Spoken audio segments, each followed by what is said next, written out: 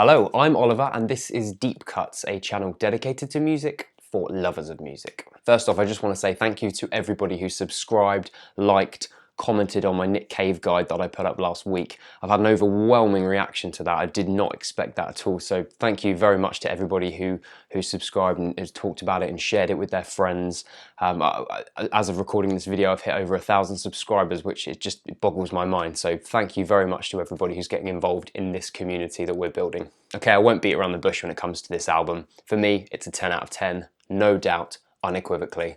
The only other 10 out of 10 for me this year has been David Bowie's Black Star. And that draws quite an interesting parallel. Those albums are quite similar in a way because it's all about the context surrounding the album as much as it is the music itself. Both records contain beautifully constructed, perfectly executed pieces of music, songs that coalesce and flow into one another. But it's the context, it's the subject matter that really elevates the emotional resonance of the songs. You know, David Bowie, that was his epitaph, his last comment to the world before he passed on. And here you have Nick, an artist who has spent a lot of his time talking about love, loss, death, morbidity in his lyricism. And this is about his son. His son has died and him coping with that and how exactly him and his wife came to terms with those things. The contextual setting of these albums elevates the emotional resonance to a level that is gut-wrenching, and it makes me wince at times when I listen to the tracks and you really think about what those lyrics mean. As you probably know, this record was in the process of being written and produced at the time of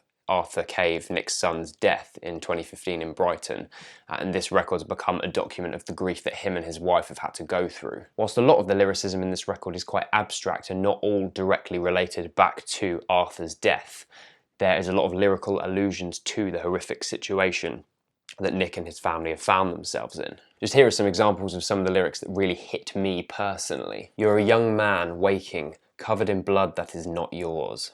You're like a funnel web, like a black fly on the ceiling, skinny, white haunches high in the sky, and a black oily gash crawling backwards across the carpet to smash all over everything. I'll miss you when you're gone away forever, 'cause nothing really matters. I thought I knew better, so much better, and I need you. They told us our gods would outlive us. They told us our dreams would outlive us. But they told us our gods would outlive us.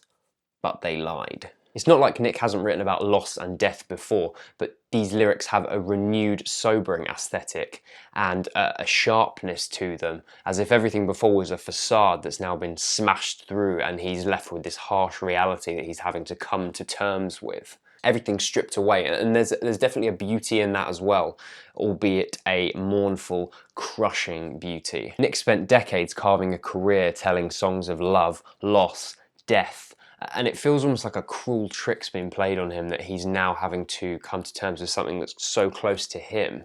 And it's the only way he knows how is to be able to express himself through these songs with the bad seeds. And he did actually say that writing this record was a way of him, one, coming to terms with it and also not having to speak to journalists about Arthur's death. And that's, you know, he's come out with something very unique and very it's a document of grief, and it's so hard to listen to in places. There's an element of the Bad Seeds 1997 record The Boatman's Call in the fact we find Nick in a very fragile, intimate place, much like on that record, only a lot more so here. The other parallel to Black Star, though I don't want to keep bringing up that record, is that it's very short. It's a short record. It's only got 8 tracks.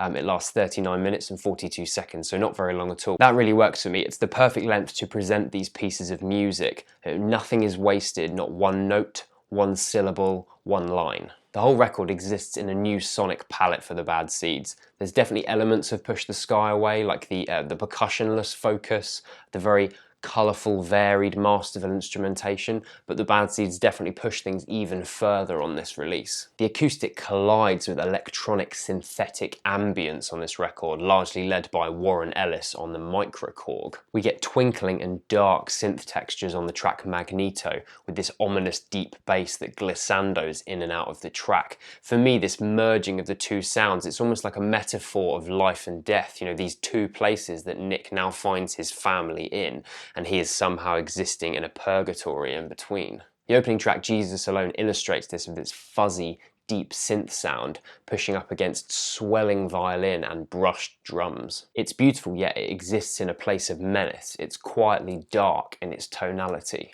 Nick's vocals on Girl in Amber meander across the rhythm of the track and actually pull back and go out of time, almost as if he's struggling to keep up with the surroundings and the world around him because of this event that he's experienced. The textures in Anthracene are complex, abstract, and starkly beautiful. You have the warmth of acoustic piano converging with electronic bass, and these frantic yet held-back drums from Thomas Wilder and percussion from Jim Sclavinos. This track is in a constant state of flux, with rhythmic drums dropping in and out and allowing the piano to come to the front of the mix. And we have these ghostly glissando backing vocals that sound like they've been draped in reverb and light vocoder texture. The track I Need You is ethereal in its leading synth line and its plodding drum beat, allowing a platform for Nick's vocals, which at this point in the record feel extremely anguished. To be honest, this is one of the tracks I found most difficult to listen to. The heavy-handed synth lines on this track complement the dejected vocals that Nick's singing. Nothing really matters. Nothing really matters when the one you love is gone. You're still in me, baby. I need you. In my heart, I need you. At this point, I should definitely mention backing vocals. Obviously, the band later on in their career have used backing singers quite a lot. They did it on Abattoir Blues and The Lyre of Orpheus, albeit that was in a much more of a gospel way. They did it in 2008's Dig Lazarus Dig, which was a lot more garage rocky with the band singing along with Nick. And they've done it again in Skeleton Tree in a completely different way. The vocals are used as an extra emotional platform, as if you couldn't feel any more saddened. These gentle, ghostly voices push themselves into the soundscape. It's just utterly devastating. It's such an effective technique, and it really does add a huge impact of emotion onto the songs on this record. Even the simplistic backing vocals on Rings of Saturn elevate the stirring emotional quality of the music. Okay, let's talk about the final 1-2 punch of this record, Distant Sky and Skeleton Tree. This actually fucking killed me.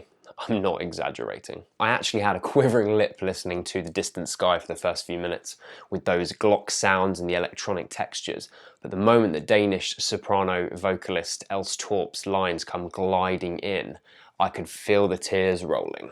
It's a deftly delivered performance from her. It's comforting and soft, yet somehow very strong, and it's almost as if she's saying it because Nick has no more capacity to say it himself anymore. His vocals are very whispered on this track, and that complements her vocals so beautifully. It's like she's a guardian angel to him, putting her hand on his shoulder and saying, "It's okay, you're not alone." God, this song hit me so hard. Eventually, violin lines appear with this swelling gong, only they just melt away back to her vocals again, and that beautiful acoustic quality of her voice just is so perfect alongside the Glock sound and the electronic textures that the Bad Seeds have created on this track. It's just so, this is, again, it's a headphones album. You really want to be inside all of these textures and hearing everything that the music's doing, because it really is masterful. Closer Skeleton Tree is cautiously optimistic in its timbre, with brushed drums.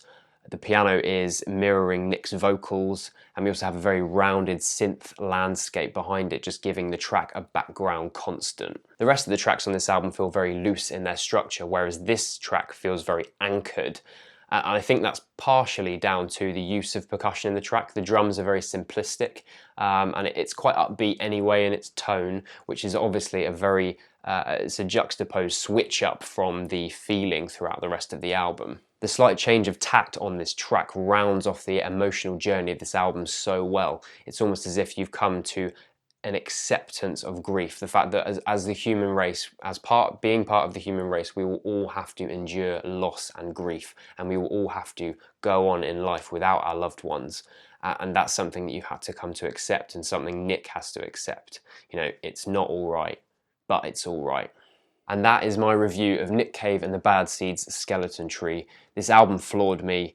This is one of the greatest albums this year, no doubt. It could be one of the best albums that I've heard in a very, very long time. I love it. I'm still listening to it non-stop since Friday, and I will continue for a very, very long time. I don't know where it fits for me in the Nick Cave canon. Obviously, I spoke about all the rest of his amazing albums on my guide last week, and this is up there with the best of them. It really is. It is an absolute privilege to be able to experience music of this quality.